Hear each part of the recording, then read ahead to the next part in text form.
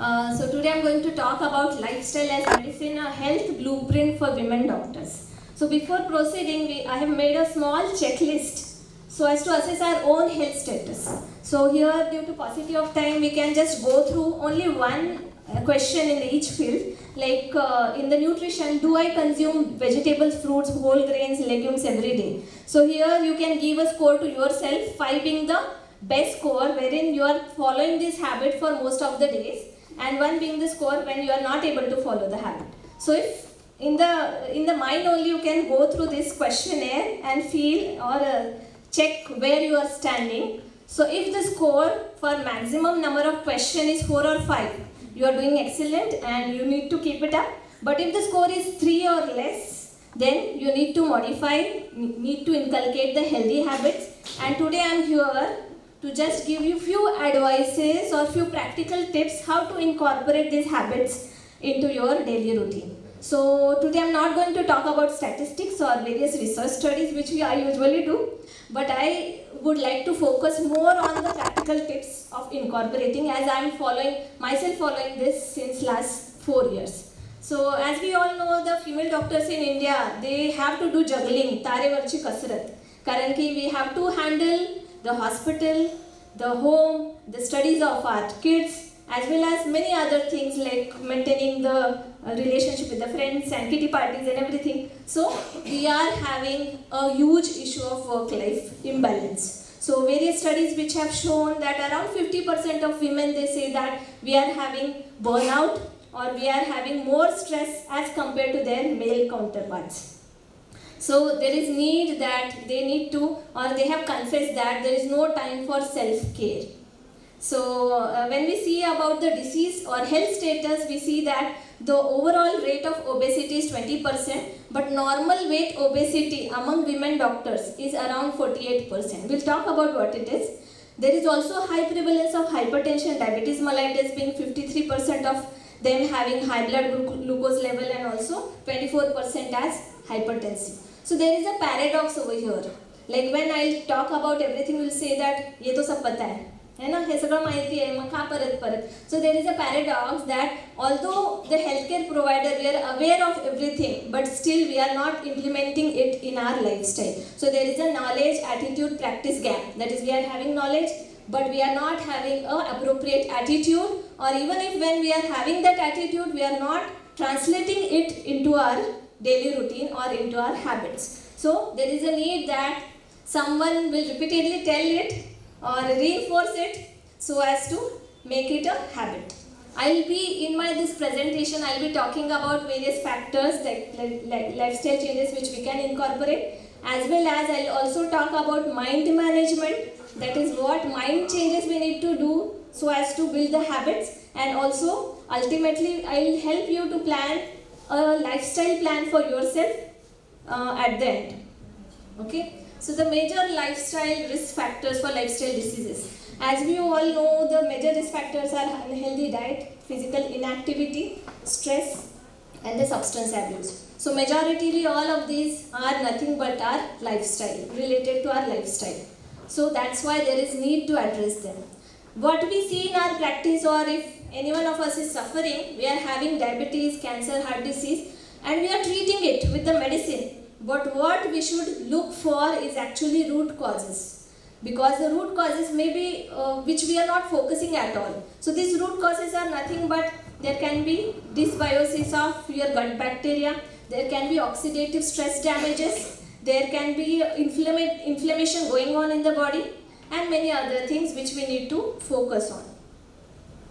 So why lifestyle as medicine? So it is very important because our daily choices related to food, related to exercise, related to social connections, they significantly impact our overall health. So there is a scientific evidence which suggests that the lifestyle habits, if we adopt a healthy lifestyle, we can prevent 80% of heart diseases, stroke, and type 2 diabetes, and also over 40% of cancers can be prevented only by changing our lifestyle.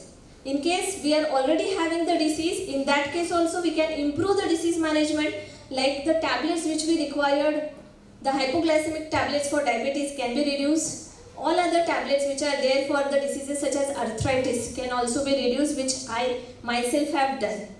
Then here, as I have been telling you, we are addressing the root causes. So we are treating the inflammation in the body and also the mental health, so as to bring about the holistic health and not just treating the diseases. You must have seen the Vidya Balan's recent transformation in Bhool Bhulaiya 3, where she looked very graceful, fit and healthy. And if you have scrolled through or searched about her transformation, you might have learned about that she said that I had inflammation and worked on my inflammation. So what is this inflammation? Inflammation is actually one of the main risk factor or underlying pathophysiological mechanism for many of the non-communicable disease. So here, if we can see, all our lifestyle habits such as unhealthy diet, sedentary lifestyle and everything, they bring about changes in our microbiome, making them unhealthy. Also epigenetic changes. So it is not like if we are born with some genes, we are going to have that disease, but there are some epigenetic changes which actually regulates the turning on and turning off of our genes. So that way, if we are having healthy lifestyle, we can turn off the unhealthy genes, that is the genes of the risk factors for maybe cancer. And if we are having unhealthy lifestyle, these genes will be turned on. So that's why genetic level changes can also occur because of the lifestyle, and also the cellular damage because of the reactive oxygen species which needs the antioxidative diet. Again, this term you might have been hearing again and again, antioxidant rich diet. So all these factors, pathophysiological mechanism, will lead to inflammation and ultimately the diseases. So interventions can be done at various levels so as to prevent these diseases. So I have been talking about gut microbiome, and I am going to tell you that this is going to be one of the important fields in the coming years. In the foreign countries, they have reached to the stage of fecal transplantation, wherein feces are transplanted in the body so as to get the healthy microbiome. So you might be knowing this, that the genetic material which we contain in our body, 100 times it is more of gut microbiome than our own genetic material. So it is the gut microbiome are not parasite. In fact, we can say that we are parasite on the gut microbiome. So that's why it is very necessary to have the healthy microbiome, which will prevent or which will help us in the control of inflammation and various other things. And we want to reduce the microbiome, which will have the deleterious effect on our body. So the factors such as intake of antibiotics or other factors such as lack of exercise or food, the most important thing, if you are consuming food which is good in pre and probiotic, it will help to have the good microbiome. And on other hand, if we are having food which is high in the animal proteins or animal food items, it is going to have a dysbiosis of gut microbiome. So we want a varied gut microbiome which are healthy one. You might have heard about gut-brain axis. So more serotonin is produced in your gut rather than in your brain. So this is responsible not only in the physical health, for mental health also. The diabetes and all other factors are also controlled if you are having a good microbiome. We'll be talking about it later also.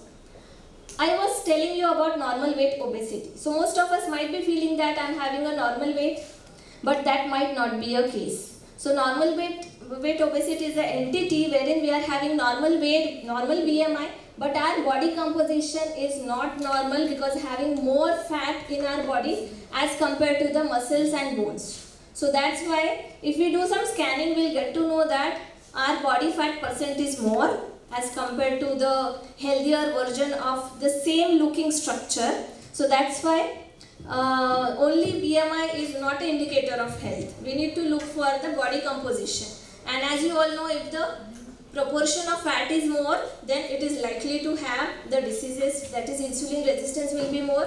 There will be low cardiorespiratory reserve leading to the diseases. So what we can do for this is nothing but the 6 pillars which I always talk about. The 6 pillars which can help us to prevent, manage and potentially even reverse some of the lifestyle diseases. First and foremost is nutrition. So we recommend you to have a whole food plant-based diet.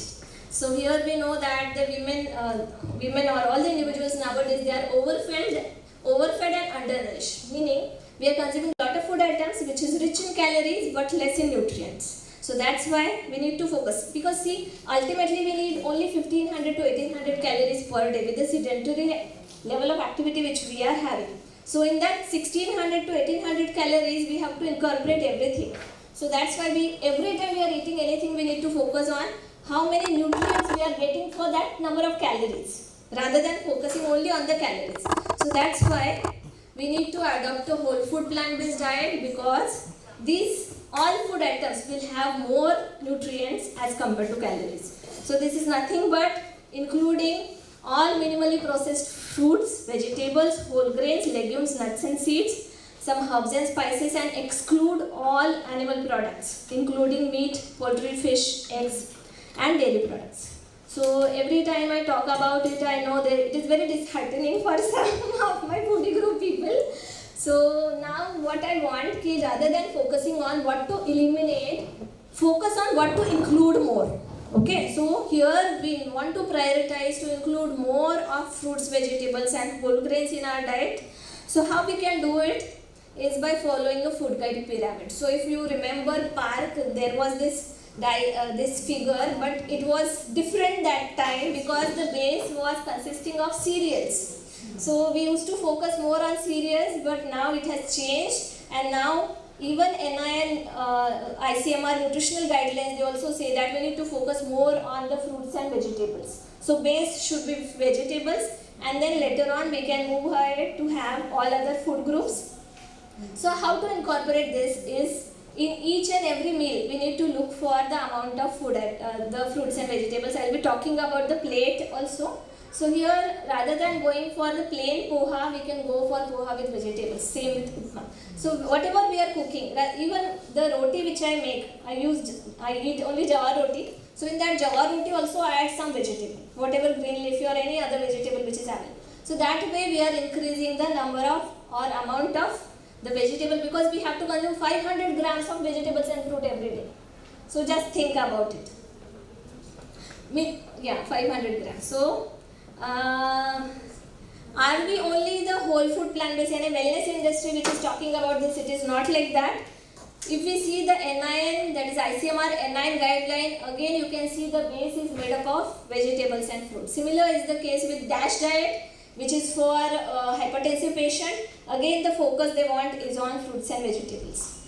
Mediterranean diet, which is associated with many of the benefits. Many studies are available, and portfolio diet again for cardiovascular diseases.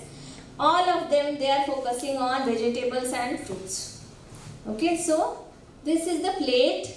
Everyone should have the plate like this, wherein you can see ACLM plate which we recommend has half of the plate filled with vegetables and fruits, and the remaining one quarter filled with the protein part and the 1/4 filled with the grain.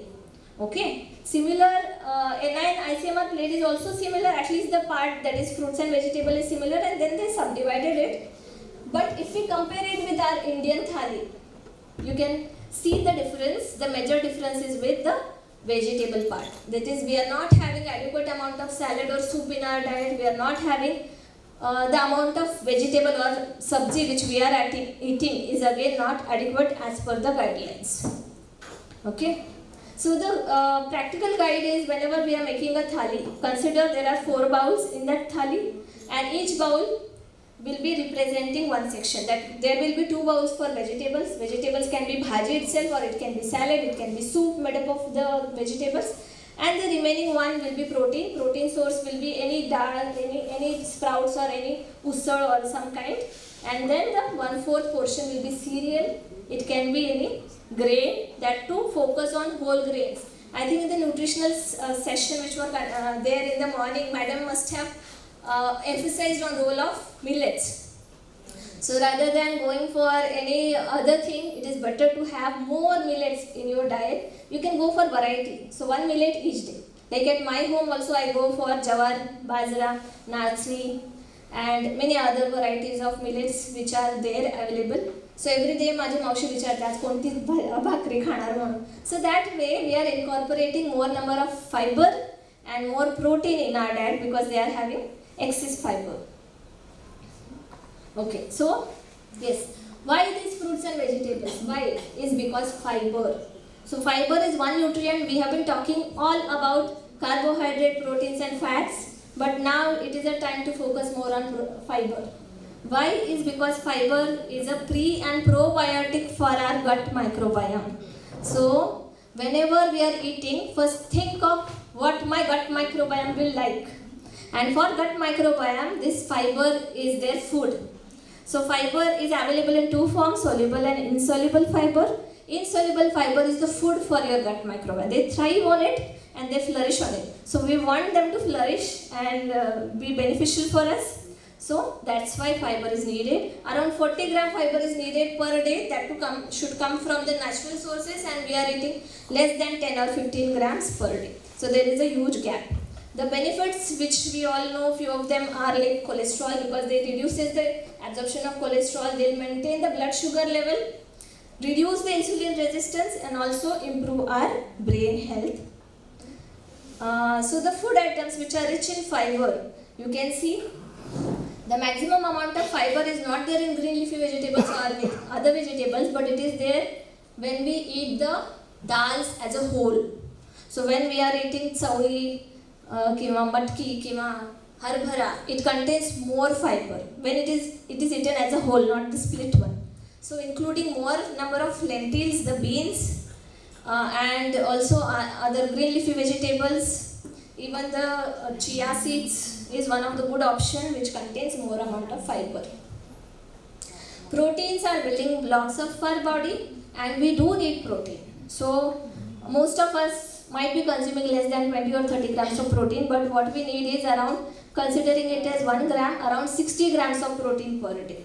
So that we need to see or might be mindful of including proteins. So the rich sources of protein, as you all know, is soy protein. It contains around 40 to 50 grams of protein per 100 grams. So incorporate soy, incorporate the dals and rajmas, besan peat you can, or sattu you can use in your everyday cooking in the vegetables, or even you can include it in your chapati.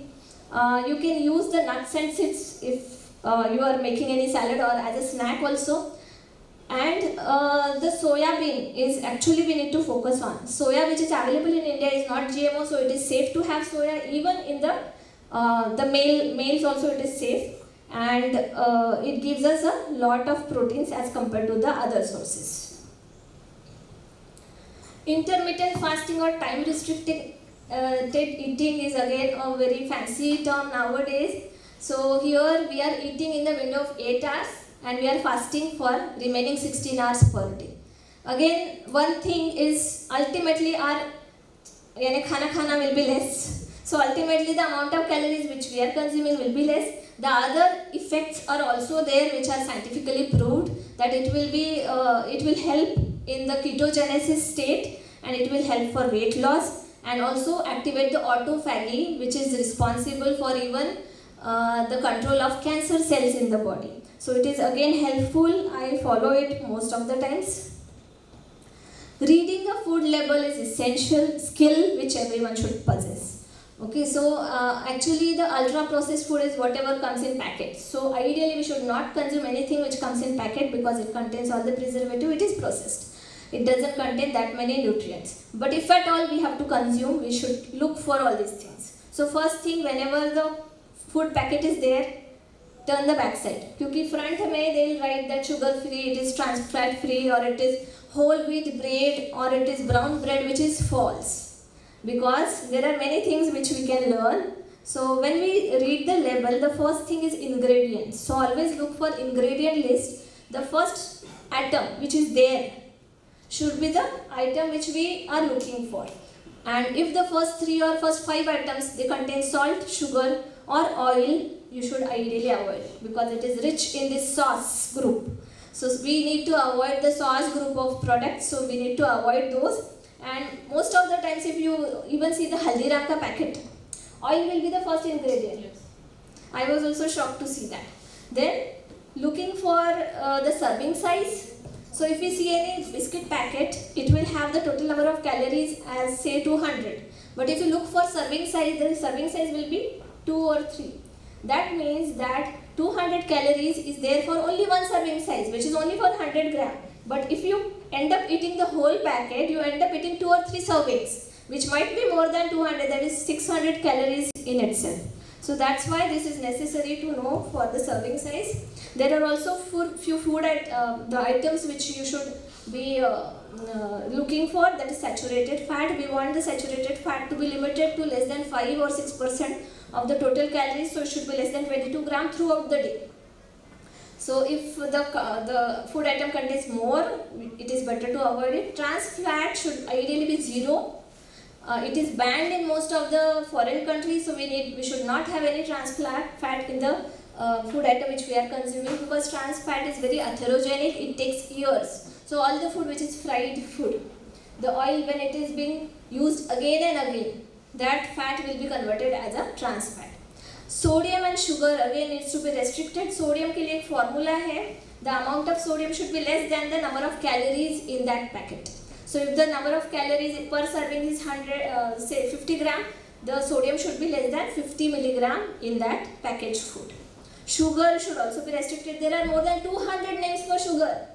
So the food packet label might not be having sugar as such, but there can be sucrose, there can be cane sugar, there can be lot of names are there. So always look for if any name is there, and ideally avoid that. Fiber content, if any item is claiming that it is a whole wheat bread, so that whole wheat amount should be more than 75%. So check if it is more than 75%. If it is multigrain, the multigrain amount should be more than 50% or 70%. So be mindful and read the labels carefully.